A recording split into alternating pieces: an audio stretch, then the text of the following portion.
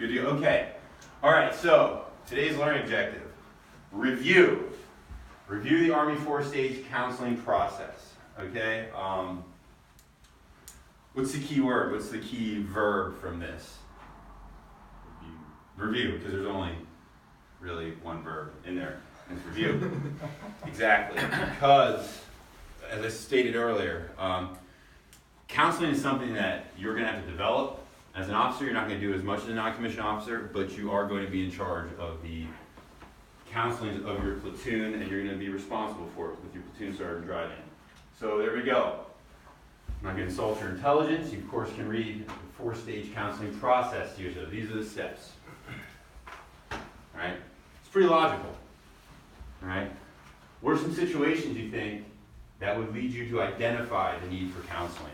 Give me some examples that you would think within Cadet Command or in what you would think in the real Army. Go ahead. Maybe if you get in trouble. Get in trouble? Yeah. Okay. What else? If you're not like living up to your potential. Living up to your potential. Yeah, just like performance starts slipping. Performance. So, performance starts. So you're talking about negative things, right? What do you think that does to your subordinates then if you're only putting their negative accomplishments on paper? What do you think that does to your subordinates? Makes them feel better about themselves. Right? Diminishes motivation and whatnot.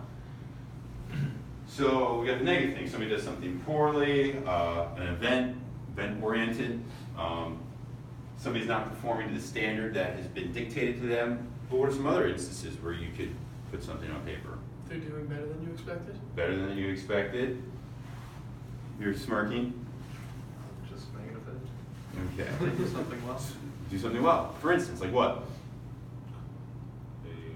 They aced the APFT for the first time. Thank you. At APFT this morning, perfect. It's totally reasonable for you to counsel them positively, saying, hey, you maxed the APFT this morning, all right? And then that's a document moving forward, and that's going to feed into what for that subordinate is positive counseling. What is everybody striving to do in the Army, in life, in your career? You always want to get what? Promoted. Promoted. Thank you. All right, so career counseling, conduct a counseling session, follow up. All right, so go ahead and pull out the handouts I gave you, the blank 4856. DA form 4856. I'll tell you 2 forms right now in your burgeoning careers that you need to remember the numbers.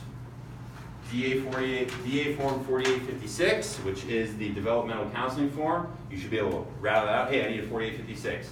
And the other big one is the DA 31. Anybody know what the DA 31 is? It's your request for leave and pass. So those are the 2 that you're going to know. Going on leave and counseling people. All right. So you look up top. Previous ones, and these pop up from time to time. Previous ones you'll see in Part 1 administrative data. Old school, when Sergeant Sanders joined the Army, they had a block for your social security number. Those are obsolete. In 2018, we're not big fans of putting people's social security numbers and their full names on a document that gets handed around to different people. All right, so should you encounter one that has a block for social security number, know that it's obsolete. It is not a valid form anymore. All right, but as you can see, it's pretty self-explanatory. All right, big thing is rank grade. You always want to put the 3-letter designation. I'm Sergeant First Class, so capital SFC/E7, the date of the counseling, and of course whatever organization. All right, so admin data, easy. Go ahead and block 2. Read that to yourself. Background information, and it has it written right there for you. Purpose of the counseling. Leader states the reason for the counseling, e.g. performance, professional, or event-oriented counseling, and includes the leader's facts and observations prior to the counseling.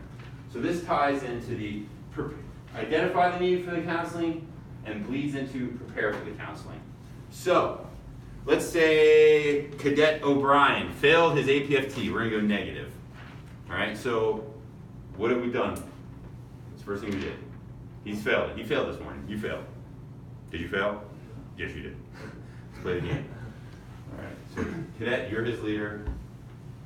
By merit of him failing it, what have you just done? You've, in the steps of the counseling, identified. So what are some of the observations you'll want to place in the block 2 background information? What he failed specifically?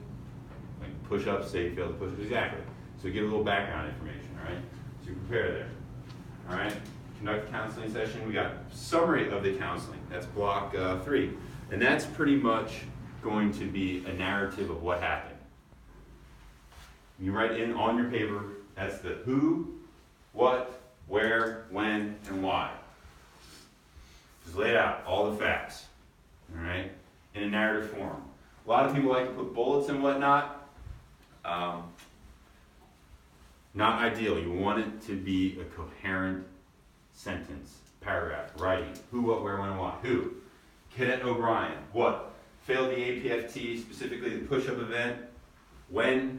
This morning. Where? At the PT track. You know, why? Why, you know, you've been slacking in your PT, you haven't been showing PT, da-da-da-da-da. You want to back it up with regulation. Does anybody know the regulation that covers Army physical fitness? FM 7-22. As long as you can put the regulations, the things that back up the counseling, reference them in the counseling, that gives you supporting documentation. You got to think like a lawyer when you do this. All right? Anybody with pre-law? Anybody?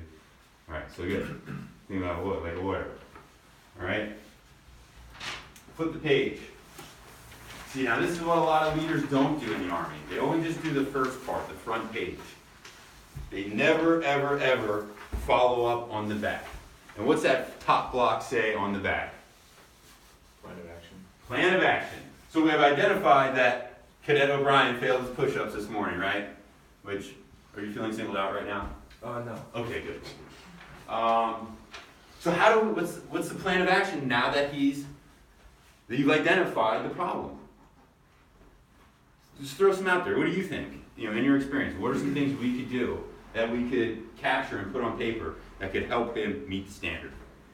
Start doing like a couple hundred push-ups a day, sort of set like a quota for him. Okay, set a quota. Enumerate, maybe? A remedial PT plan? Mm-hmm. All right. What are some other resources that are available? And you haven't been in the Army, but somebody's hurting. Do we have experts in the Army as far as physical training goes? Yes. What's that program? Anybody familiar with it? Army body composition program. Nah, that's a different thing. You're cheating. We haven't gotten to that one yet. It's, I don't remember. I know, didn't one of our cadets go to that school? DeLeo. There's like Master a fitness instructor. Master Fitness Trainer. Yes, MFT. It's a program. Yeah. All right. So you come up with a plan of action. You've identified the problem. You need to come up with a plan of action. It has to be on there. And then go down to the session closing. And this is what the soldier do. You see, I agree, disagree with the information above. All right. Now there's a lot of debate. All right. The individual counsel has to check one in initial, then sign and date. If you notice in the parenthetical quotation, the leader summarizes the key points of the session and checks if the subordinate understands the plan of action. The subordinate agrees, disagrees, and provides remarks if appropriate.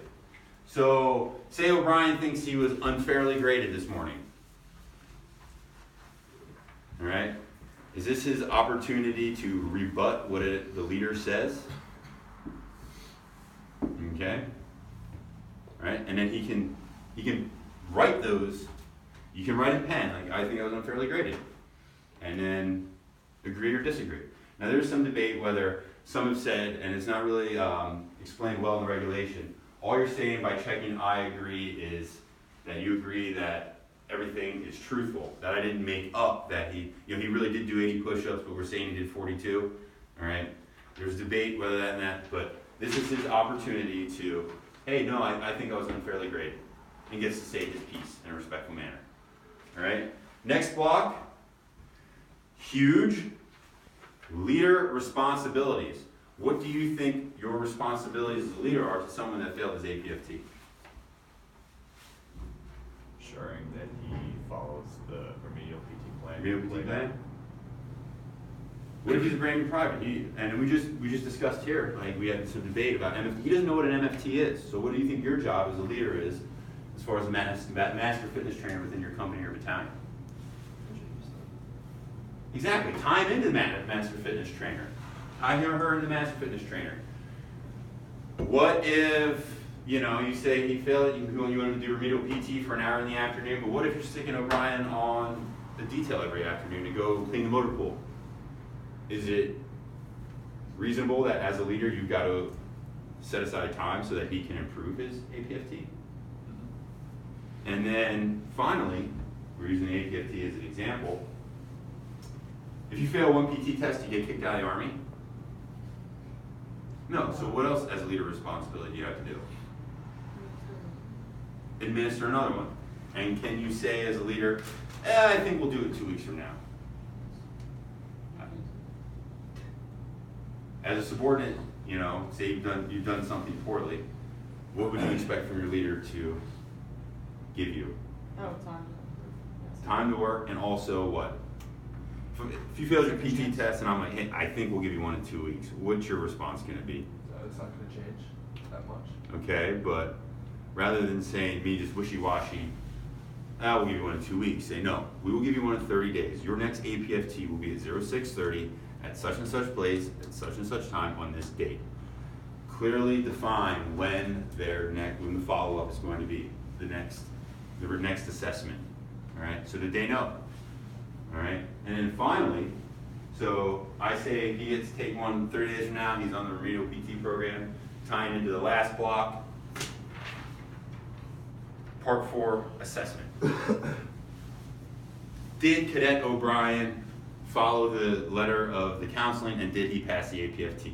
And if he does follow the makeup PT session a month from now, and he passed it, both of you sign, file away, it's history. If he fails it, now you've got a document with the assessment note he failed. He's failed 2 APFTs, and failing 2 consecutive APFTs is grounds for chapter discharge from the Army. Is that 5 minutes?